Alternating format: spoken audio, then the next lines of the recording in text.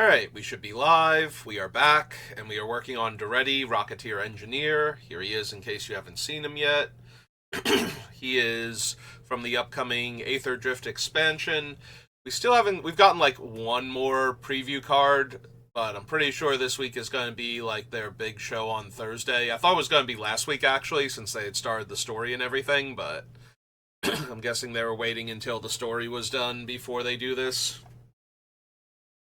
So, Daretti is one of the few spoiled cards we had from back when they first announced it, and the only legend, so when I was picking a new card to build around, I decided not to do another Foundations Jumpstart Commander, and went for Daretti instead.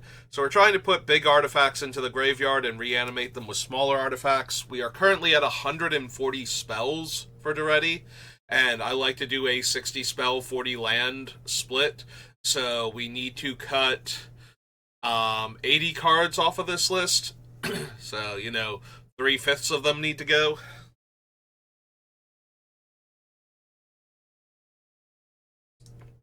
Sorry, grab some water there, because I can already start feeling I started talking, so I also have to have infinite phlegm now, where I did not before. Alright, so last time we grouped our mana rocks and our removal together, like all of our mana rocks together, all of our removal together, so that way I could look at them and cut the worst ones off of the list to start with. There is more room for cutting on the list, but I kind of want to see where we're at first. So I think for the next sub-list, what we're going to do is we're going to grab the things I most want to reanimate with Daretti and put them in a pile. Like, obviously, any artifact on the list could be a thing I would want to reanimate, but the point of him is to cheat large, powerful, game-breaking spells into play, not things that I could probably cast if I can cast Daretti. So, like, Karn, as good as he can be with the deck, isn't going to make it, because if we can cast Daretti, we can cast Karn. We don't need to cheat Karn into play. It's cheating the 9-drop, Darksteel Forge into play and animating it with Karn that gets interesting, so. Like turn 5 Daretti, reanimate Darksteel Forge, turn 6 Karn with a mana up, actually animate the Forge and start attacking for 9.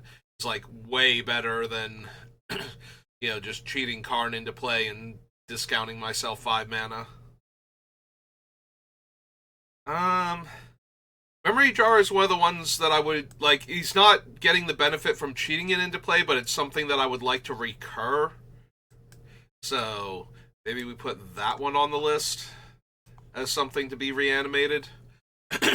Yeah, this one is not so much that we're getting a mana discount on it, it's because it needs to be sacrificed to get its effect. So putting it into the graveyard and getting it back out is a thing that I'm interested in.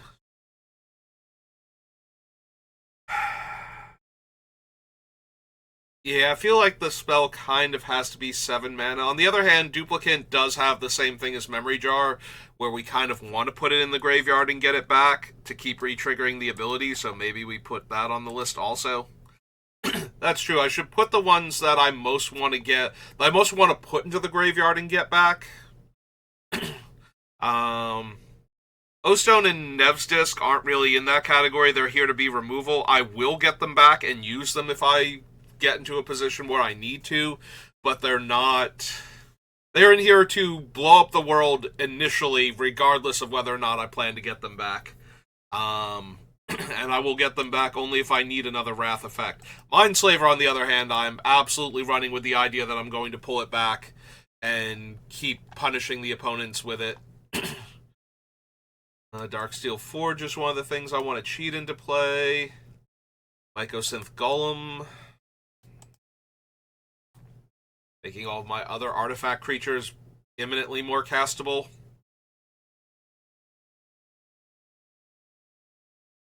Lightning Axe, Coalition Relic, Cauldron of Souls, not really. Valakut, Everflowing Chalice, All is Dust. Dreamstone is in here to be recurred, so that way we can get the draw 3 cards effect off of it again if we want to. Um, Forge Master is more in here to tutor, and we don't, like, if we sacrificed it as part of the 3 artifacts, then I could see needing to get it back, but it's not really hard to cast, and it's more that we would need to get back something like a Mere Battle Sphere and sack all the tokens to it in order to tutor something else out. So I think Forge Master, no. Battle Sphere, yes. It's just in the cost range, and also losing it and bringing it back gives me more bodies to work with. Wormcoil Engine, not within the casting cost range, but just barely in the it dying and coming back is good for us. So it's kind of like the weaker end of this spectrum. Like, I think Duplicant is way more interesting to bring back, but yeah, I'm trying to figure out what my own criteria is for cards that go on this list, like this sub list. Like, at what point do I draw the line for it? Because there are some things where it's like, it's not really that expensive, so it's not something that I need to cheat into play. It's also not something that I need to sacrifice and bring back. Like, Wormcoil Engine, I'm okay with sacrificing and bringing back, because that's giving me a whole bunch of bodies to work with that can then be used to bring back other stuff or to just put pressure on the opponents. Dreamstone Hedron I can bring back so I can draw more cards if I don't need the mana. You know, but then I look at a card like Phyrexian Revoker or something, it's like, that could be good to sacrifice and bring back, but that's not really why it's in the deck in the first place. The Spine of Ishtar. So this is mostly in here to be sacrificed. It's very hard to get this back. I have to discard it or have it get counterspelled or something for it to be in the graveyard to get back. But it is something that I'm very interested in bringing back, and it's also, like, I don't want to put Sacrifice Fodder on here, and it's actually weirdly better for that than it is for its own thing. But yeah, if it winds up in the graveyard, I definitely want to reanimate with Daretti and then sacrifice it to him. So Batterskull I put on the list as an artifact to reanimate, but it's a 5-drop. Like, it's not even if we're getting it back, it's not that big a deal. So I kind of don't know where Batterskull fits in this entire deck, actually. Like, it was originally put on the list to be something to recur.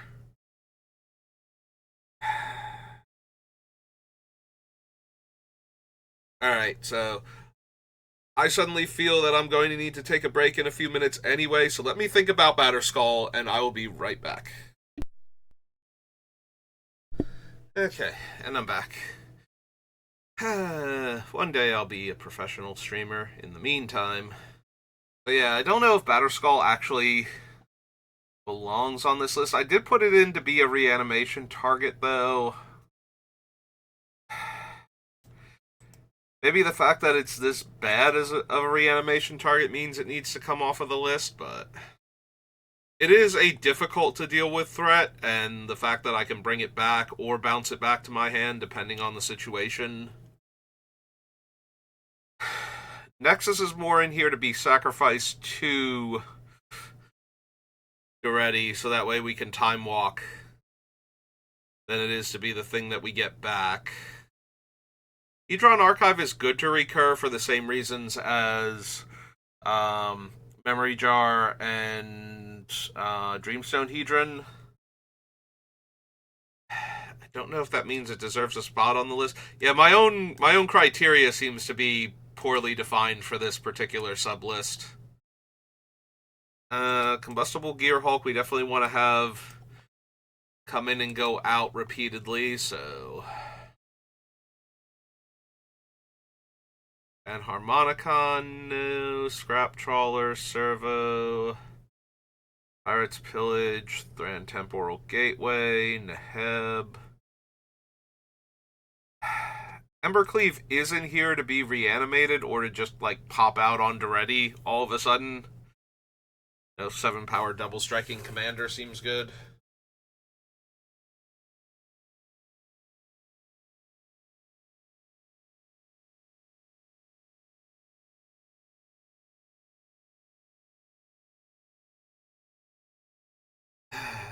Yeah, okay. Embercleave was definitely put on this list to be reanimated into play to suddenly give Daretti, like, it's not sudden. They know that they're going to get hit by it, or that they have to block in such a way that they're dealing with the Embercleave damage if Daretti's in danger of Commander damaging them to death. So it's not like they get ambushed by it when he reanimates it, but it's still meant to be one of those. Daretti is fine unless I decide that Embercleave and not one of the other cards is what I'm bringing back. So you have to figure out what to do and when to do it if Embercleave is in my graveyard.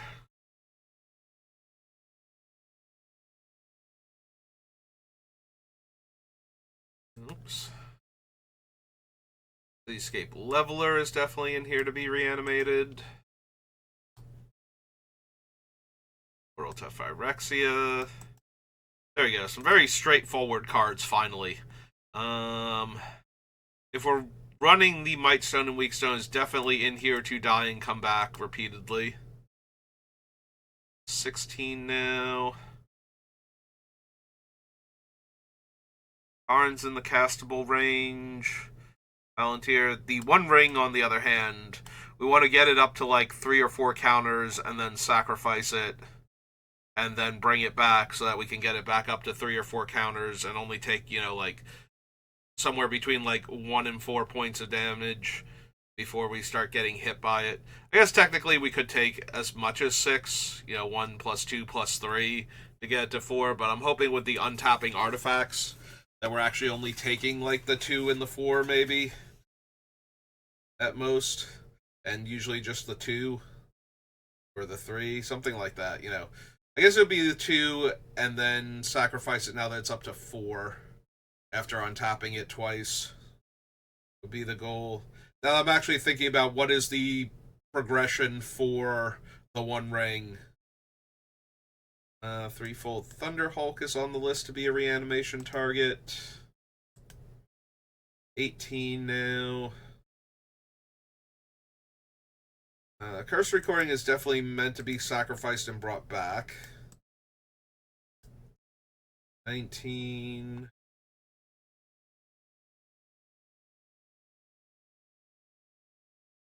Meteor Golem is 20.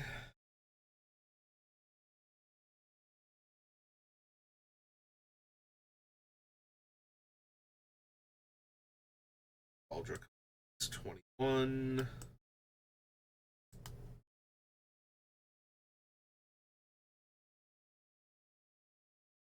It's 22.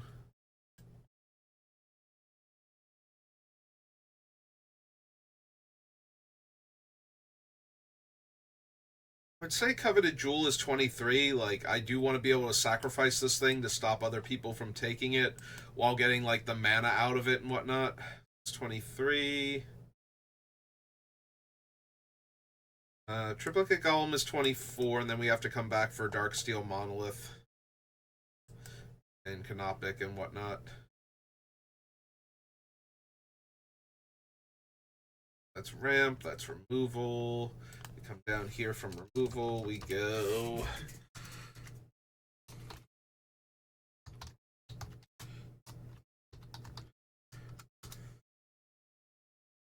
So that's the best way to do it. Oops. Sorry, Daretti. Like, throw you. It's getting thrown a lot in the storyline, so.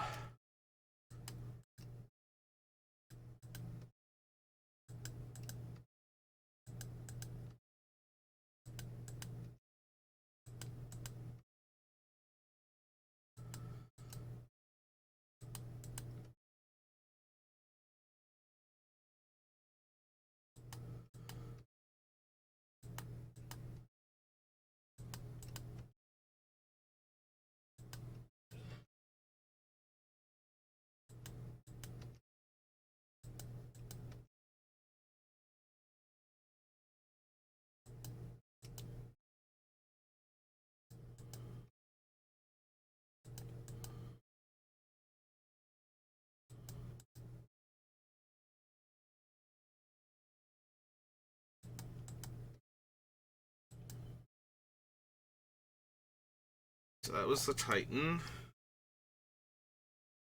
Hop back here to Triplicate Titan, clear that out.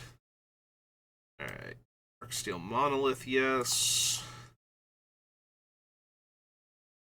The Tomb Sentinel, yes. The Patrol, no. The Squadron, yes. Excalibur, yes. And technically the Shardless Outlander.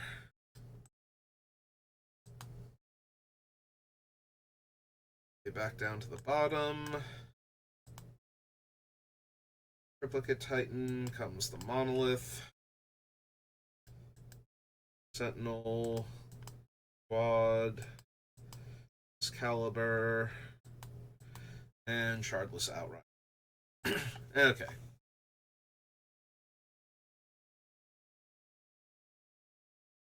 What are our best things to bring back? Or what is not great to cheat into play or bring back repeatedly? Batterskull is kind of mediocre.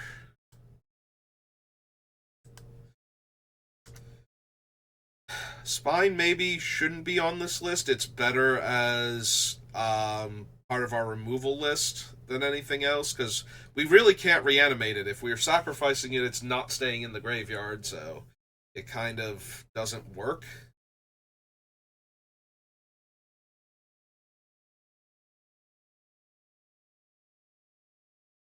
Yeah, maybe it's a bad one to consider for this list because it's not getting into the graveyard very easily. I will reanimate it, obviously, if it gets discarded to Gamble or Reckless Handling or something. Or if we intentionally discard it to one of our other things, but it's not. It can't consistently be used that way. Let's see.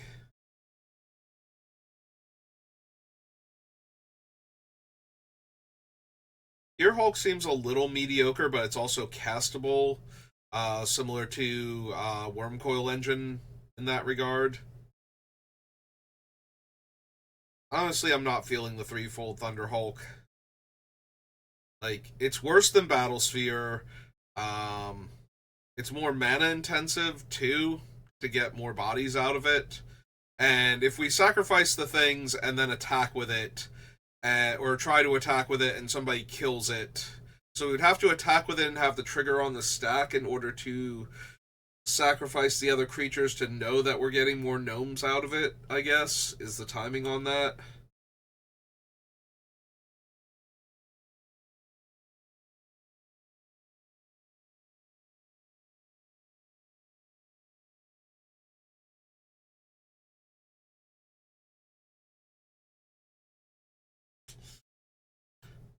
Yeah, I feel like the threefold Thunderhulk is the worst one out of the group.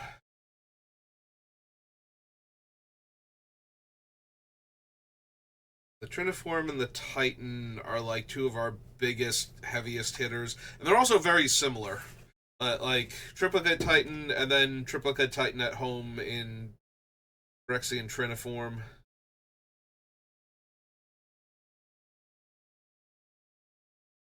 And yeah, I think the Outlander's gonna go. I think it's too low impact for the cycling part, and if we are struggling that hard to find a way to put a card in our graveyard that this is our reanimation target, then I feel like things have gone horribly, horribly wrong, and we're not winning that game anyway, so. Like, even in its. Like, when things are at their darkest and this is the best case scenario for this thing, it's still terrible, so. I do feel like that one can go.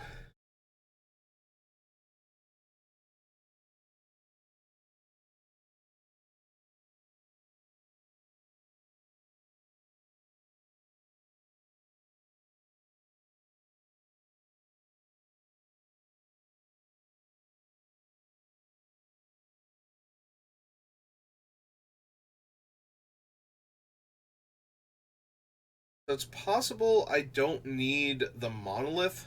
Wait, is Darksteel Monolith not indestructible? Or did I just miss that? Writing down everything else it did. Okay, it is. I was like, how is that not indestructible? It's literally named Darksteel. I just missed it.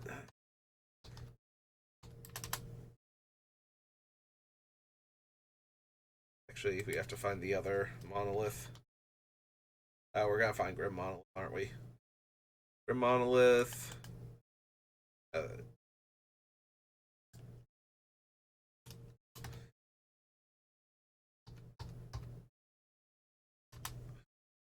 okay, all better. Right, and then they're listed because of the other things. Okay. Now I need to fix that. I was so confused. I'm like, wait a minute. Did I just miss that it was indestructible? And yes, I did. And that makes a lot more sense. If that thing were named Darksteel and did not have indestructible, I would actually be more upset about that than I am at myself for missing that it has indestructible. It can be assumed it's got Darksteel in the name. Yeah, but maybe I'm bothering to write the game text anyway. Maybe don't assume that the left out parts are understood.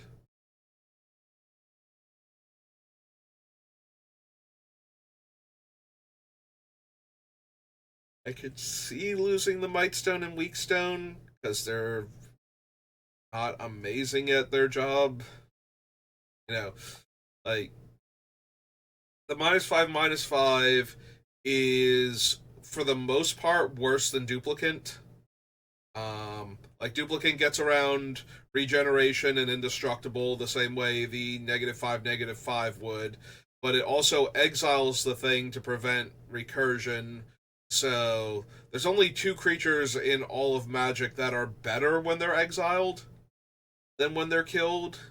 Um, and those are usually involved in like some sort of combo deck like Food Chain or something in order to take advantage of the fact that they like being exiled.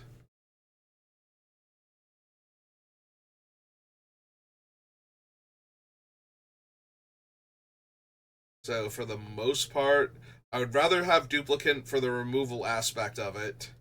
For the card draw, um, like it's worse than the One Ring.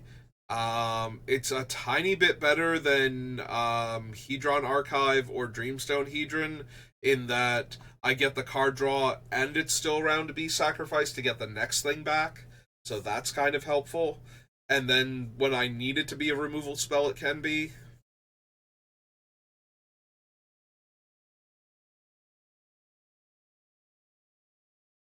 That is the thing. It's like it's whichever one I most need it to be. So in order for it to be really bad, it has to be terrible as a removal spell, and the card draw has to be being negated by something like Narset.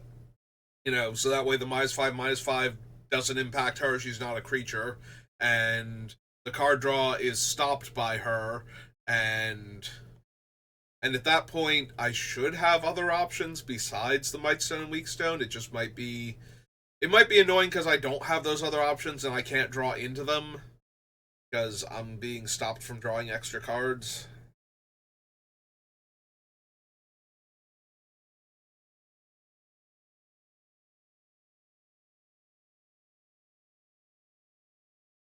I don't know. At that point, maybe it's better than Hedron Archive then. Like the card draw, like I said, the card draw is a tiny bit better than Hedron Archive because we get to keep the artifact around when we draw the cards. But the mana is more restricted. Like we can't ever use it to pay for like Daretti's commander tax or anything, since that's part of casting Daretti, and we can't use the mana to cast non-artifact spells.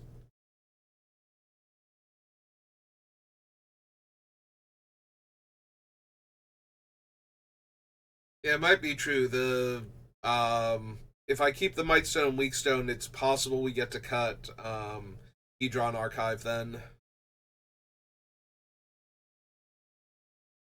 For that reason. All right, so let's cut these three off the list. Outer Skull, one, Threefold Thunderhulk,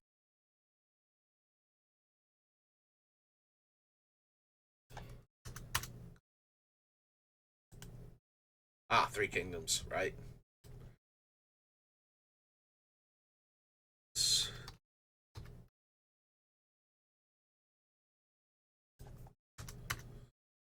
Okay. Those three are gone. Is this down to 137? Alright, so clear that. Alright, let's do a quick pass through the list now that we've done a bunch of sub lists and see what stands out as not being good enough anymore. Or something that we have to check and see. Like, maybe we're at the point where we can check and see on some of them where it's like, oh, I need to know how much of this I have access to before I commit or take it off the list.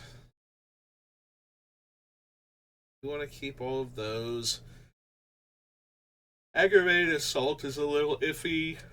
Like, the extra combat step stuff is good if Daretti can attack, but if he can't, then it's probably not great.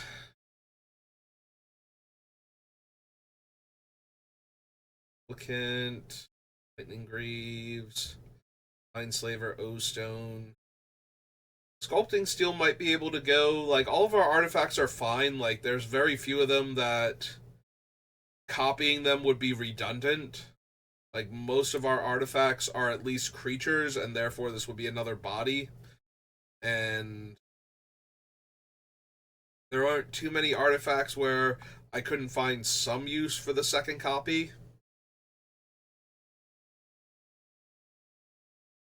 Steel Forge, Skull Clamp, Whisper Silk Cloak. Crucible of Worlds. Ironworks. Bauble stays. Right now, anyway. I could see cutting the bauble. It does grant me a land instead of being a mana rock. But at the same time, it's not great sacrifice fodder because I still had to draw it. So it's still a card that I'm using up. Like, at that point, if I wanted sacrifice fodder, I would want to grab, like, the whatever the combustible thing was. I forget what the subset of them, what the cycle is called from Aether Revolt, but implements of combustion, something like that. Anyway, there's like that cycle where the red one is like a point of damage, and when it dies, you draw a card, and like Chromatic Star, any of those type of things would be fine. So it's not the best sacrifice fodder for Daretti. And that's assuming that I'm that hard up for sacrifice fodder, too. Like, if I draw this thing in the mid to late game, it's almost definitely just going to fetch me a land to thin my deck out. Maybe it's decent that it shuffles my deck. Like, that's a bigger plus than it being an artifact that I can feed to Daretti. Yeah, early on I'm going to use this to get a land because I need the land. Later in the game, drawing this is still a dead draw, is the issue. Like, there's no getting around that. It doesn't replace itself or anything, so... Well, it does, but it replaces it with a land, so it's the same as top decking, like, my 9th or 10th land. That's not really what I needed.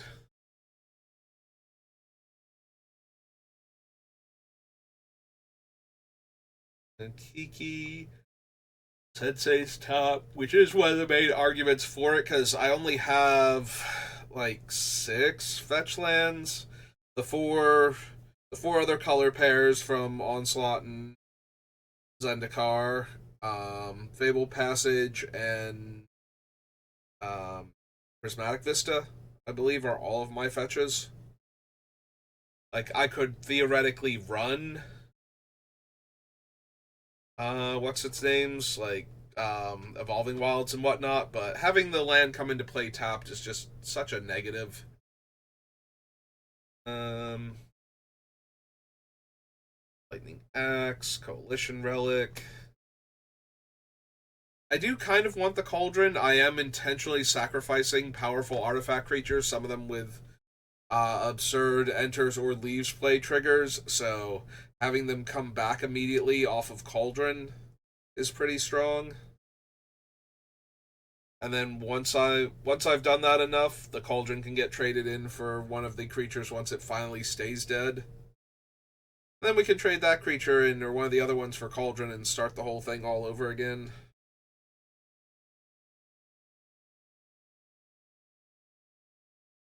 Yeah, none of our creatures except for Thunderhulk come back with 1/1 counters, so giving the creature persist, like there's no way to just make it so that it doesn't have the counters on it anymore. I don't think we have any others that use +1/+1 counters. I think Thunderhawk was the only one. I could be wrong. I might be forgetting something. Palace is fine. All its dust. Forge Master, Battle Sphere, Worm Coil. All of these are things I want to keep. It's possible Cage Sun goes. I was talking about it yesterday with when we were looking at our mana ramp. So if we cheat a Cage Sun into play, chances are it's increasing my mana output by somewhere between 3 and 5. Like by the time we can get this thing onto the battlefield, turn 5 is like the absolute earliest. Like we can play Daretti, sacrifice the thing, and bring it back. Like that's the earliest we could reasonably have it. Technically, if we ramped into Daretti on turn 4, or turn 3 even with I don't know Soul Ring and we need an artifact in the graveyard, but we need like Soul Ring and Ancient Tomb and a red source and yeah. Like if we're getting Daretti into play on turn 3, we have hit Magical Christmas Land levels of opening hand at that point, but like if we get Cage Sun into play at that point, I literally have 2 lands in play that can produce red mana most likely by the time I untap on like turn 4. So because I played like Mountain and then Mountain and Soul Ring and then Ancient Tomb and cast something to put into my graveyard. So yeah, we'll untap with like at most 3 lands that can produce red mana on turn 4 after playing our land for the turn. So which means that we would get 4 extra mana and be at 8. Like that is the absolute best case scenario, and everything's already been going wonderful up until that point. So why shouldn't it continue to work out? So yeah, that's why I say like I should have somewhere between 3 and 5 extra mana off of Cage Sun because the lands actually have to produce red mana first. Like our handful of colorless lands can't trigger this thing either. And if we ramp into it with artifact mana or cheating it into play, then the most we can realistically hope for, is if all of the lands we've played produce red mana. So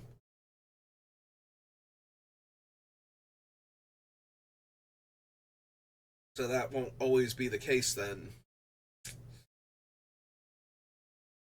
And at that point, we have plenty of other like artifacts in this casting cost range that would produce 3 plus mana well 3 mana at least anyway. So and the +1/+1 doesn't come up that often because it's only Daretti and the other goblins.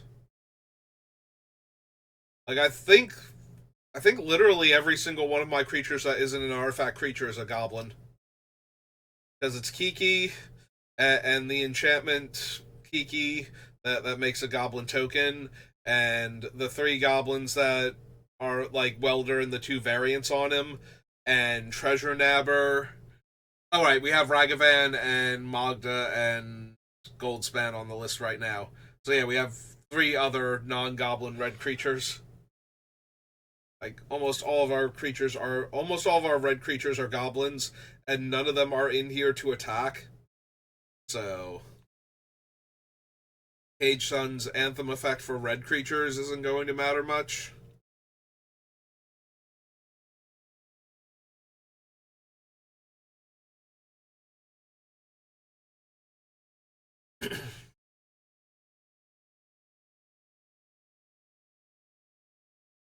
Still keeping the hammer for right now. I can see losing the hammer.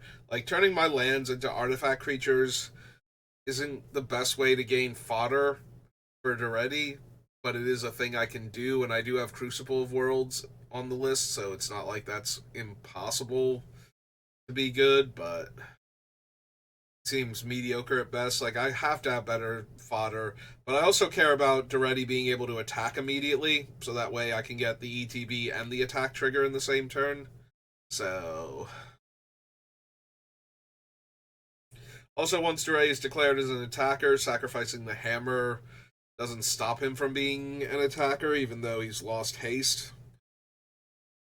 At least then I could buy back the other. And the creature that I'm bringing back can't attack because I've already declared attackers. So even if I brought back one of the big scary artifact creatures, doesn't matter that that thing lost haste either. Nexus. I do wonder if Nexus is more funny than good, but given the fact that the way Daretti works, he brings things back in the middle of combat most of the time, so I would not be able to attack with those things unless I have an extra combat step or a full-on extra turn. The extra combat step requires that they have haste. Nexus definitely could be a game-winning card. Trap Trawler. I might lose Servo Schematic. It's 3 pieces of fodder in a single card, which makes it a little bit tempting. It is the only artifact I could find that is an artifact that makes an artifact when it comes in and when it goes out. Other than like the one statue with like the jeweled eyes from like the D&D set. Like these are the only 2 that do that, and this is the only one that's an actual creature that it makes creatures so I can do other stuff with them also.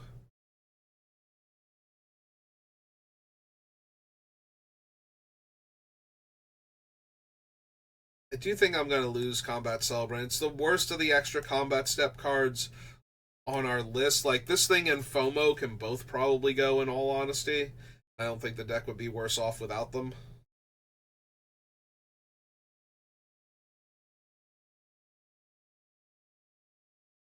Ebb stays for right now. I still don't know if I'm keeping, like, the Magda, Ragavan, and to a lesser extent, Goldspan Dragon. Goldspan does become interesting when Curse Recording starts copying the spells that make treasure. Like, I discard a card, draw a card, and make some amount of treasure. Because then, if I'm copying the spell, I'm usually getting as much treasure as the spell costs to cast.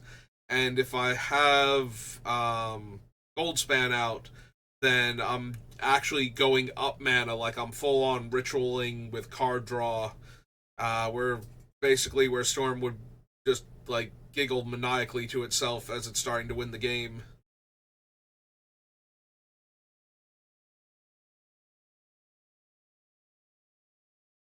From doing things like that, so a little bit tempted, but on the other hand, like, I don't make a ton of treasure because the deck isn't super focused on that, and I don't want to I don't want it to become a mono red treasure deck because that's a completely different deck that probably has a better commander somewhere than Daretti. But when you're looking for throwaway artifacts for your sacrifice an artifact, reanimate a scarier artifact deck, it's kind of hard to not include some number of treasure makers anyway.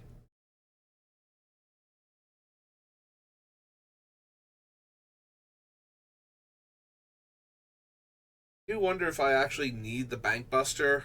We have a bunch of other card draw in the deck.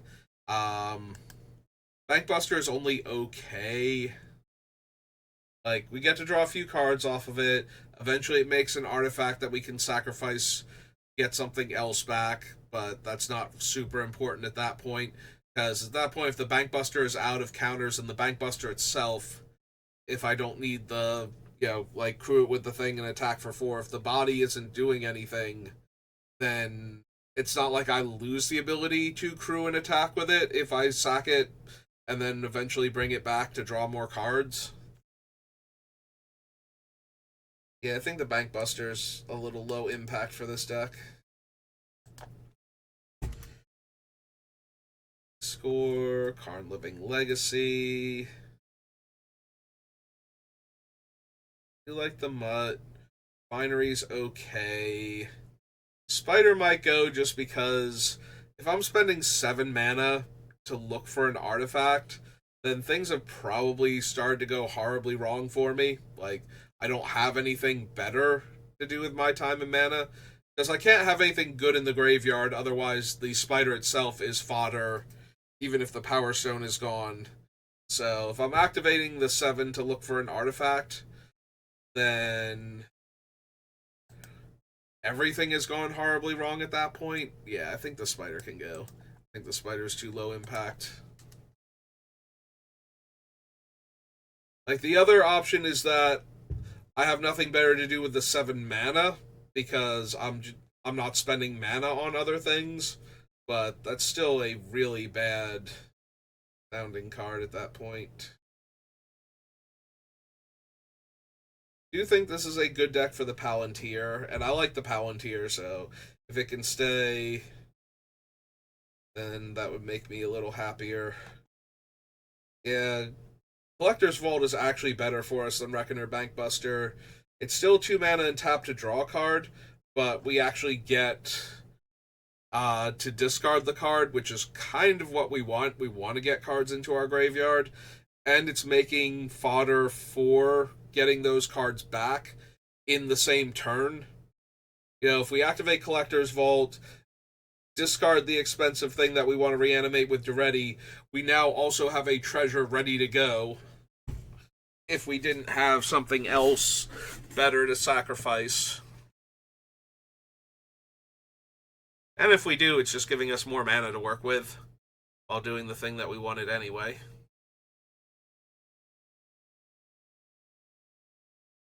Excuse me. No, not done.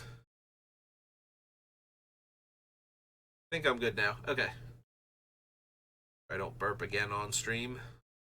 Brass's Tunnel Ground. I don't know if the thing can pick it up because it's very low in my vocal range, so it's possible that it wasn't loud enough, but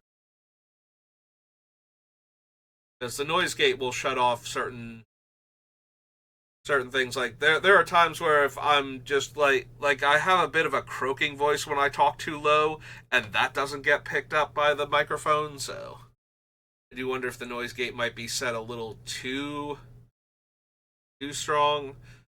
But I don't have enough people watching me constantly and telling me how my sound quality is, so I'll never know.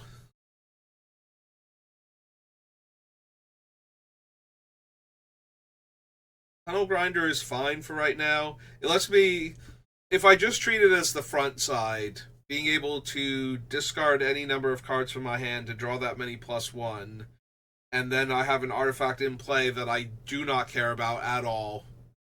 That's very easy sacrifice fodder after that. So I get the spell effect of discarding any number of cards to draw that many +1. So it's as powerful a tormenting voice as I need it to be. Like if I only need 1 card in my hand to be in the graveyard, then it's tormenting voice. And if I need 2 cards, then it's Cathartic Reunion. And if I need 3 cards, then it's...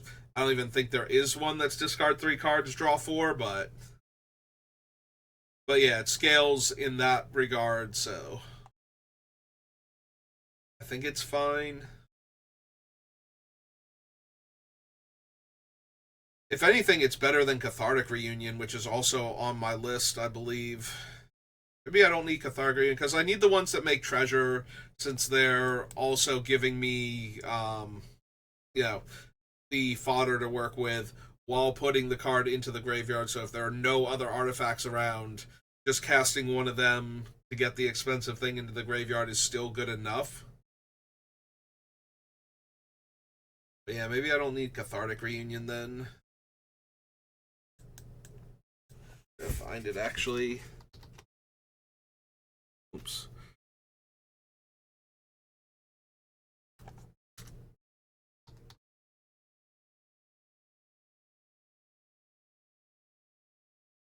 Hang on, was I typing there? I don't think it changed shardless I have no idea where it typed then. If that was the case. Yeah, it's just gonna be like a random, like the start of cathartic in the middle of a sentence somewhere now. I have no idea where. I have no idea where that was typing now.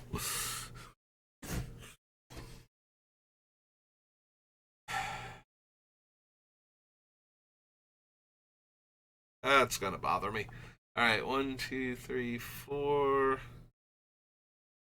I mean, in theory, it would have to be like where Thran Spider was or something. Yep, there it is. It's where Thran Spider was. I figured it out. Figured it out, everybody. Okay, I feel better now. Yeah, I suddenly realized it would have to be. I would have had the cursor wherever I deleted the last thing before Cathartic Reunion. So it'd have to be where Thran Spider was. Yeah, there's FOMO, and I don't think we need FOMO. So we'll cut that. Swiftfoot Boots. Trading Post might go.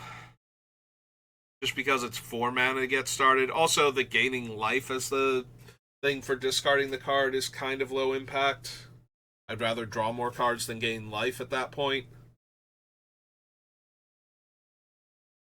The only thing is, it's also a sacrifice outlet for my artifacts if I need to put them in the graveyard before going to combat with Daretti and getting something back.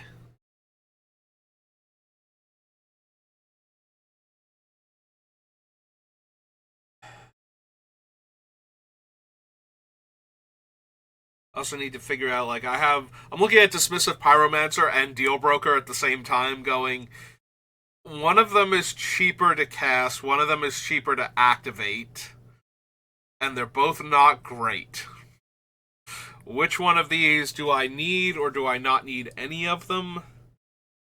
It's possible I don't need either of them. Like, Looters and Rummagers are not amazing. I do need to put the cards into my graveyard is the thing, so having a repeatable way to do that. But we have the Collector's Vault, and we have, right now, Trading Post. Yeah, maybe I don't need either of these two. Maybe both of them are kind of weak.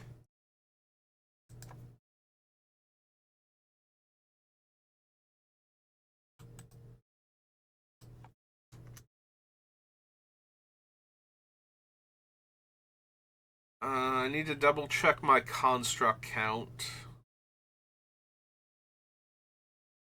See how many of them are actually things that I would want to tutor for also. You know what? If I don't want either of these two, I definitely don't want Seasoned Pyromancer. So.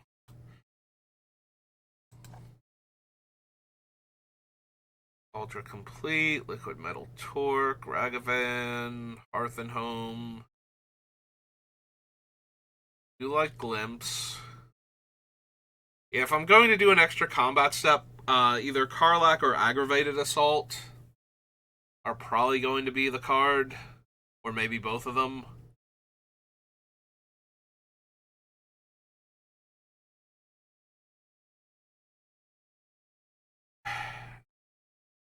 As much as it is a source of sacrifice fodder, Retrofitter Foundry is probably not worth it.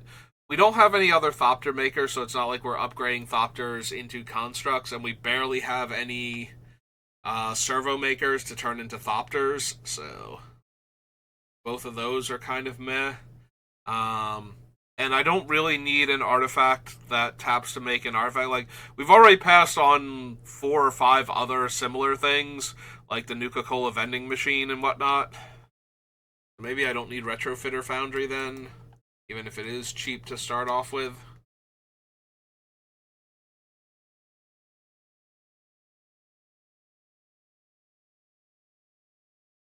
I am trying to make Daretti unblockable or, unprofitable to block. So the Fiend Lash is just kind of at that point.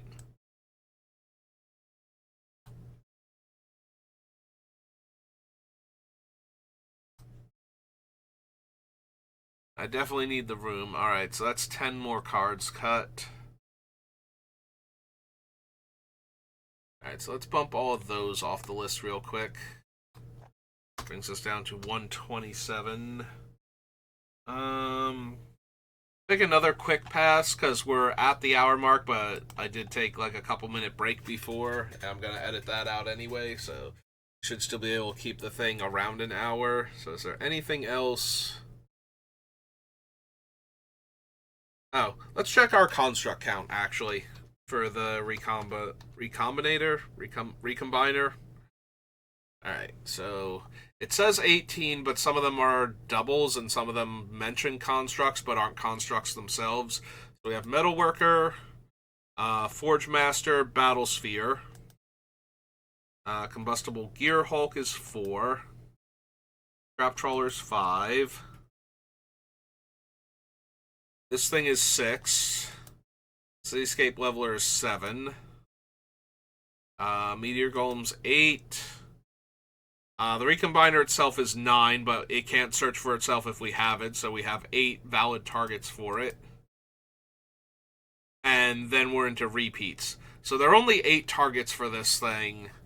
It puts it into my hand.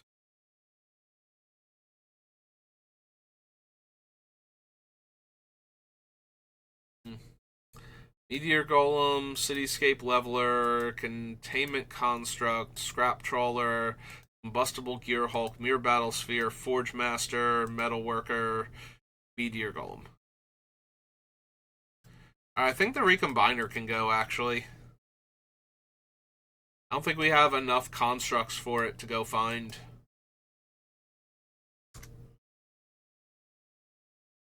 Like, it's not terrible. The constructs we can go find are, for the most part, very useful in our deck.